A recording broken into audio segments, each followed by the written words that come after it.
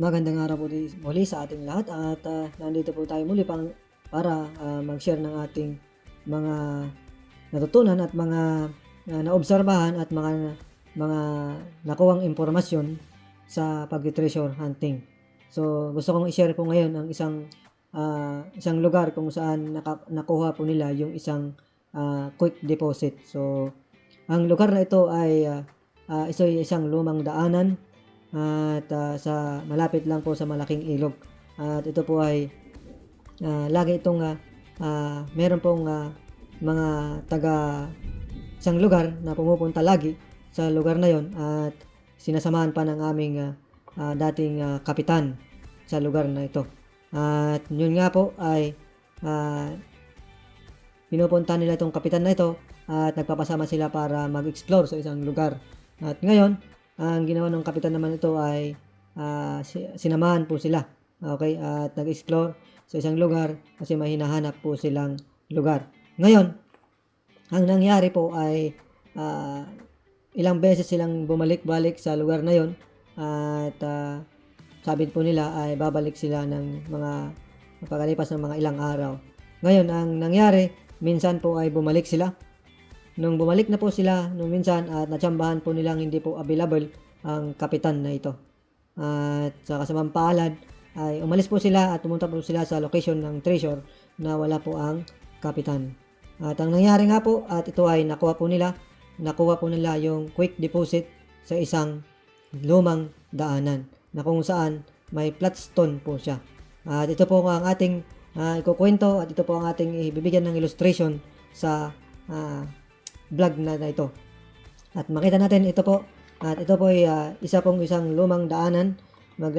I-illustrate ko lang po ng lumang daanan. So, ayan. May lumang daanan po rito at ang lumang daanan na ito ay paakyat po sa bundok. Okay? Ang lumang daanan na ito ay paakyat sa isang bundok. At sa baba po nito ay meron pong malaking creek po. Okay? So, may mga malaking creek po rito or ilog po. So, malaking ilog po ang naan dito. So, ayan. At base po sa pagkatapos kasi po ay daanan nga po ito kaya madali po nilang makita. At meron po itong bato dito. Meron pong bato rito na sa dinadaanan na flat stone na bato. Okay, so basta ito ay flat stone na bato na nandito sa daanan at ito ay inaapakan lang po ito. Inaapakan ito ng mga tao pag dumadaan. So ang kakaiba lang po rito ay meron po siyang parang pinturang green. Okay, so may pintura na po siyang kulay green yung bato na po na ito. At dito po ay matagal po na napansin ito, bato na to na bakit may pintura ng green. At yun pala, ang nangyari ay itong mga bumalik na to, nung panahon nung wala na si kapitan, hindi available, ang nangyari ay binalikan po nila yung lugar na ito at dito nga po nila binutasan. So, nabutasan po ito, binutasan po nila at makikita po yung kwadrado. Okay, so square po na pinagkuhanan po nila ng quick deposit.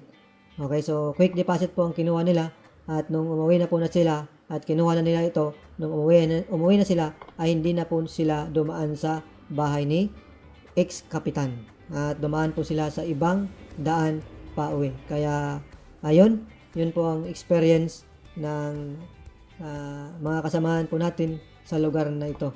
At mapapansin po natin, meron po tayo ditong kulay green. So magtaka na po kayo pagka mayroong kulay green po na marka.